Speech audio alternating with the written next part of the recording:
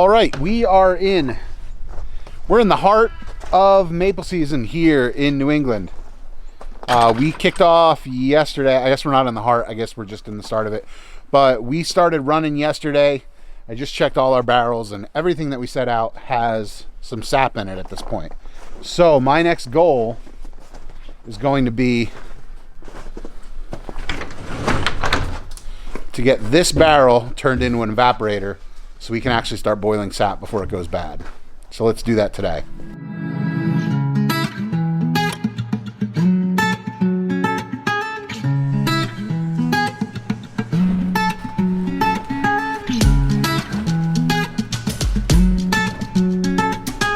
We are going to be using one of these barrel stove kits. This is going to let us turn this barrel into essentially a wood stove, and then we can cut the top off of it and put our maple evaporating pan on top of that. It's not too much of a different idea than what we've been doing so far. I converted an old wood stove that we had kicking around, but the wood stove we were using was a little bit janky, and it was pretty inefficient overall. We weren't able to get a really good rolling boil going all the time because it was designed to throw as much heat into the body of the stove instead of putting it out the top where the maple pan was. With this, we can build it a little bit more to our specs. The nice thing about it is that aside from the cost of the maple pan that's going to go on top, which is about $300, this is really the only cost associated with it. I was able to get this barrel for free on Craigslist. First thing I'm going to do is get this door lined up. I'm going to leave this bung on the bottom. They say to put the bung on top, so I would have this whole thing flipped. But for maple syrup, you want to run a blower. You want to put something in there that can move air in and get things nice and hot. So I'm going to leave it down there, and that's where I'm going to connect my pipe to make it a blower. This top little bung right there is just going to remain sealed. And I'm just going to draw out the circle here that I'm going to cut, and then I'll mark my drill holes as well that I'm going to put the screws in.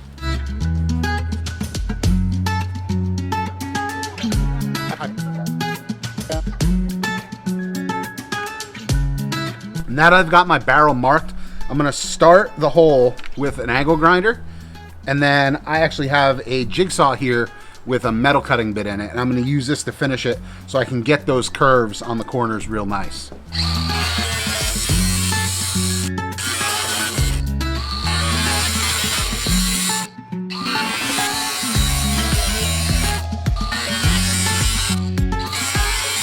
I'm not gonna lie, every once in a while I catch a whiff of burning hair and I have to check my beard to make sure it's not on fire.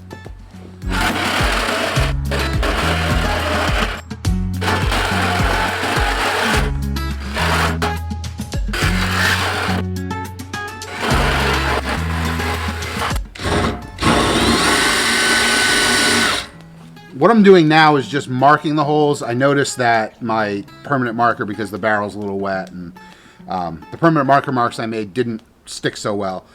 So now I'm just coming through and I'm hitting them with the drill bit through the holes that are there, and then I'll pull the cast iron door frame off and then re-drill them.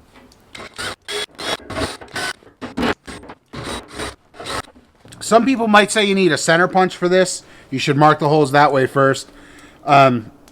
Precision is not the most important thing with this. You don't need to be perfect, and this metal is soft enough where the drill bit just doing that makes enough of a mark in the surface where I can stay centered.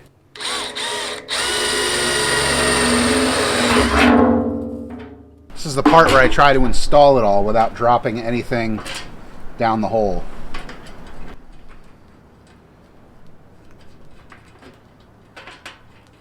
One thing that's nice about this kit, and I haven't built any others, so I don't know if it's the case with them too, but all the hardware is the same for everything. So for the front door frame right here, pipe outlet out the top, for the legs that go in the bottom, it's all the same screws. So it is nice to be able to reach into the bag, grab some screws and nuts, and just kind of go for it.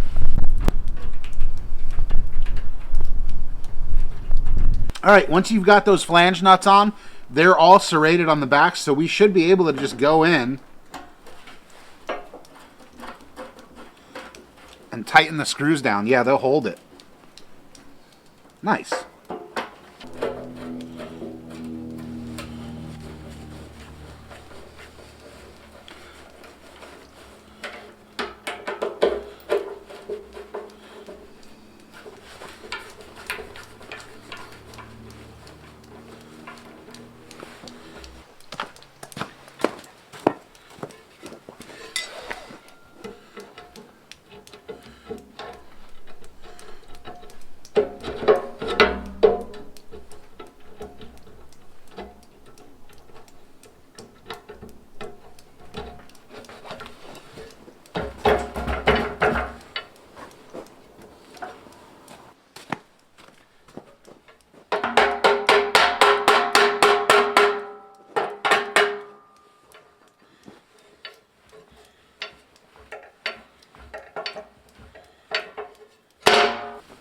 So the door is on and it's working fine. One thing I just realized I didn't do toward the end was I didn't cut the openings for the vent here. I don't know if I'm going to go back and do it. I'd have to take this whole thing off, which in and of itself is not really a big deal. But I'm going to have a blower hooked up to this bung right here. So it's not the end of the world. I can control the air through here. If I'm starting it up and I need some air, but I'm not ready for the blower yet, I can just leave the door open and control the air that way. So as far as for our purposes, being that we're going to use a blower on this, it's not that important to have these holes drilled. I just totally forgot to do it. I'm going to head inside now. I only had a little bit of time to work on this before I had to head out to work. So I'm going to go do that now, and we'll get back to this when we have a minute, probably tomorrow evening. So we'll resume the video there. And we're back. As you can tell by the jacket change, the hat change. I actually forget what hat I was wearing in the last video. Either way, it's a couple days later, and I need to apologize because I went and did something. See that back there? It's burning right now.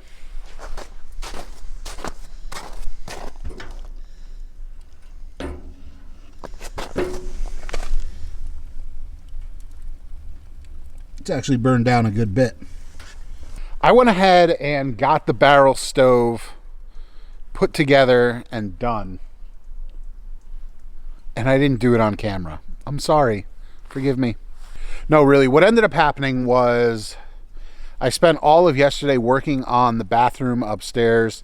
I haven't talked about that much on the channel, but we had a leak upstairs in our guest bathroom, and it was something that needed to get fixed right away. So we're replacing the toilet in the guest bathroom because it was leaking, and we noticed it was starting to sag to one side. Apparently it's been leaking for a while, possibly even before we bought the house, because if you look right here, oh, what's that? Oh, somebody put a stack of washers on one side of the flange, hoping that it would keep the toilet from falling over. So I've been plugging away on that for the last couple weeks. I got the leak fixed right off the bat, but I've been remodeling the whole thing over the last couple weeks. So I spent all day yesterday doing that. But as of right now, the sap is running really well here, and I know I needed to get that thing done sooner rather than later. I've got my maple pan. Again, you got to follow us on Instagram. I talk about all this stuff on Instagram. But the maple pan is here. Sap is running. Barrels are filling up. So I need to start boiling sap, and I wasn't going to have a full day to work on anything except for today. And as much as I love you guys, filming when you're working on a project can get a little bit tedious and long and just add hours to it.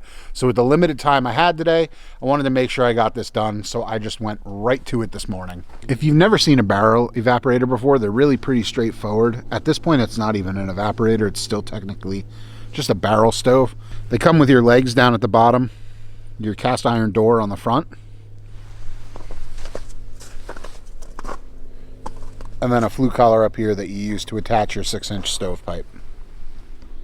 That piece of pipe that you see sticking out from under the door, that's going to be a spot where we attach our blower for our evaporator. A blower is really just a fan. It feeds the fire with air so it gets it hotter quicker. For this small of an evaporator, we're going to be able to use a 12-volt bilge air circulator. It's just a small little fan that it blows air into the bilges of boats, so it keeps the air down below deck fresh. But that'll work really well for this size evaporator. The only thing I have left to do really to build this thing is I have to let it cool down now so that I can cut a hole in the top size to our maple pan.